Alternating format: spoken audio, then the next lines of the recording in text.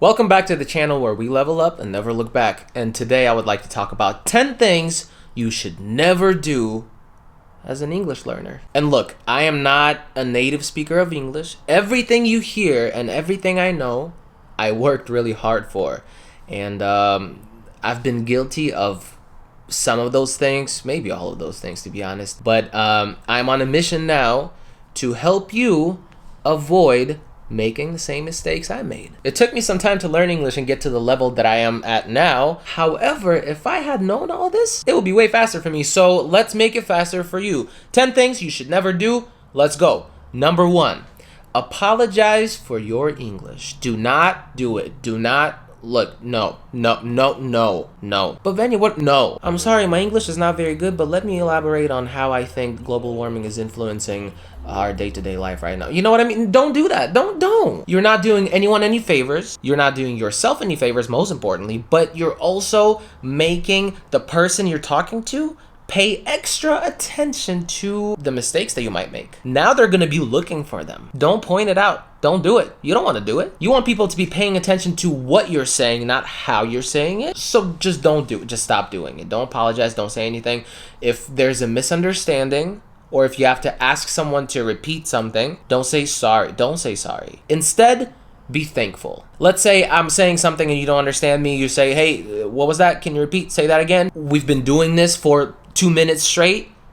Don't say, I'm so sorry, my English is bad. Say, thank you so much for your patience. You know, you can channel this energy into something positive, which apologizing is not really positive, but thanking someone and being thankful is very positive. Good vibes only. Number 2, not learning words in action. It is not enough to just read it, understand the meaning and whatever and just move on. You want to be able to actually use it when you speak, and that is the reason why every time you speak or write, certain things don't just come to you and you have to reach for them, and sometimes you find them, sometimes you don't.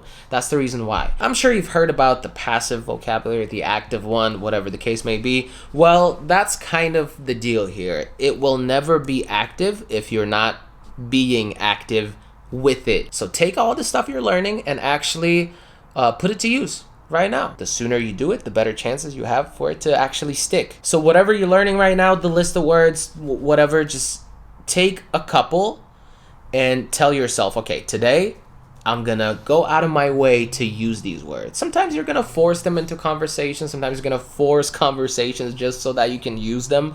That's fine. It's a part of the process. Do it. Get creative, but make sure you're actually, you're being active with it. That's the most important thing. If you want to learn a whole bunch of words fast and be able to use them every time you need to, just get active. That's all I'm trying to say. Number 3. Controversial. Putting all your faith in a native speaker. Maybe I'm biased. I don't know.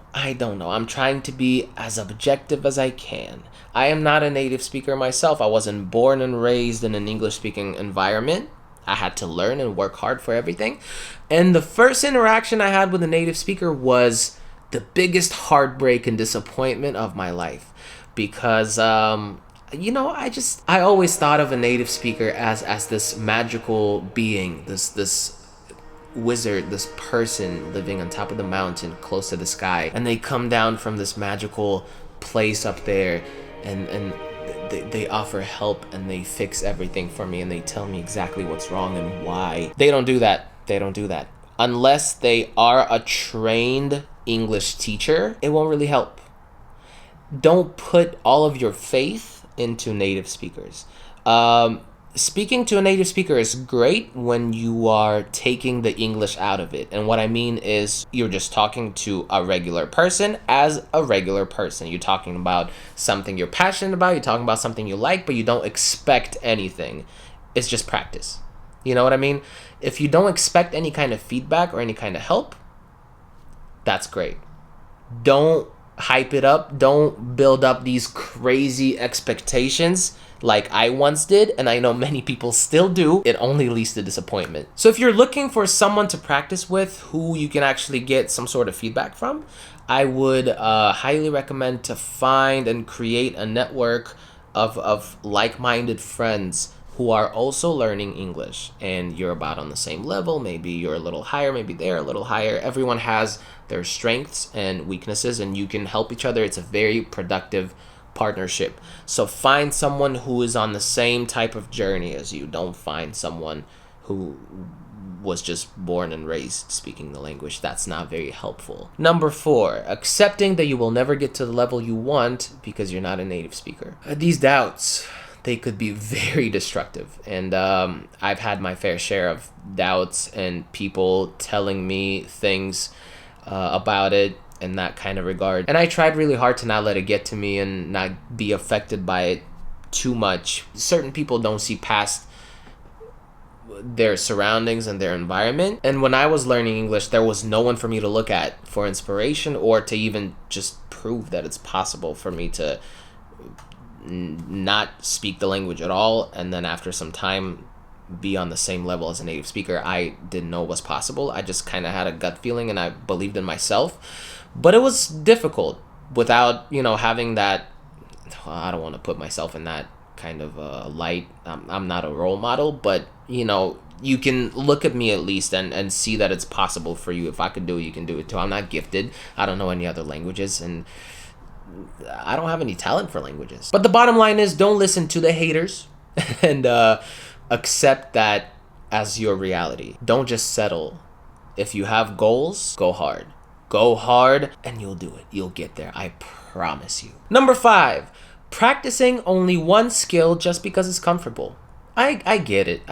It's very hard to put yourself out there. It's very hard to join a speaking club and talk. It's really hard to just talk or write or whatever. Reading is easier. Listening is easier. Let me just do that and hope that everything else will kind of, even out. It won't happen. I'm sorry. You have to put yourself out there and go outside of your comfort zone to really get those results you want. I like to say, if you want to get results you've never gotten, you have to do something you've never done before. So maybe it makes sense for you to really go and get a little uncomfortable, but to grow. The goal is to grow. And look, your comfort zone can expand. It's uncomfortable now to speak, but if you do it consistently, it'll get comfortable. Just keep your eyes on the prize. That's it. Number 6. Listening to only one type of accent or dialect. Now, I understand the temptation. Back when I was learning, obviously I wanted to live in the US, so I needed American accent. And that's kind of what I was doing most of the time. But don't forget, it's a big world we live in. There are so many different accents, so many different dialects, and they're all beautiful, except for maybe Russian.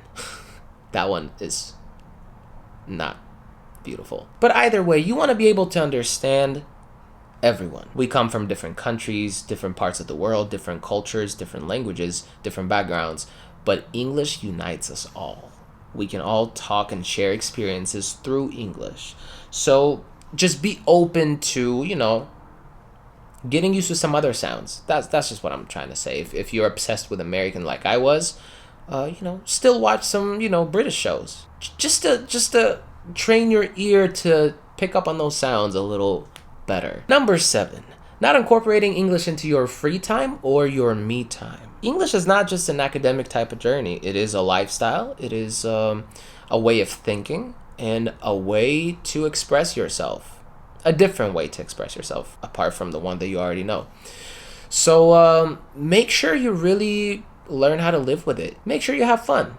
And make sure English is right there by your side when you're relaxing, taking a day off, watching YouTube videos, watching TikToks, you know what I mean? Watching TV. Because you can take a break from learning English, no problem, but you can still consume English content or try. It's going to be very beneficial, I promise you. Number 8, not learning new things in English. This is what I mean. English is a way of thinking and a way to express yourself. It's a lifestyle, as I said before. So it doesn't really make sense to keep it purely academic. Like, I'm learning grammar, I'm learning this is learning. Sure, but why? You're not learning language just to learn it. You're learning to do something with it, right? So start doing something with it. If you have certain hobbies that you practice, maybe start doing it in English. Why not? Everything that I was learning for myself as a personal skill, I started doing that in English the first chance I got. If you're wondering about something and you need to do like a quick Google search, do it in English. If you have a question about how to unclog your sink or whatever, with the drain, look it up in English. Try it. This is what I'm trying to say. You just have to learn how to bring it into your life. That's how you establish this connection, and this connection is everything. You want to be fluent, you want to think in English, you want to do all of these things, right? You want to learn how to express yourself without any limits, and you can only do that if you take the limits off. It's not just learning. It's what you do when you need it. It's there. Number 9, blaming your English for other issues you might have. Let me explain what I mean.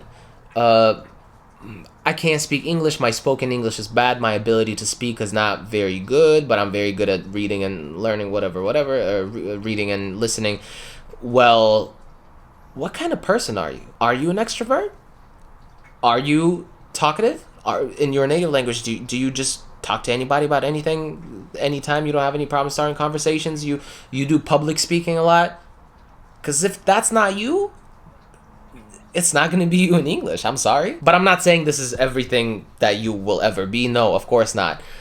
But you need to be aware that it's not necessarily your skill level. It's just your personality type. And you can find the tools to manage it, but it's not an English thing. It's like a personal thing. Basically what I'm saying is, don't punish yourself for not having good English if there might be other issues involved. Just really be honest with yourself and really think about it. And number 10, last but not least, doing it all yourself. It takes a village.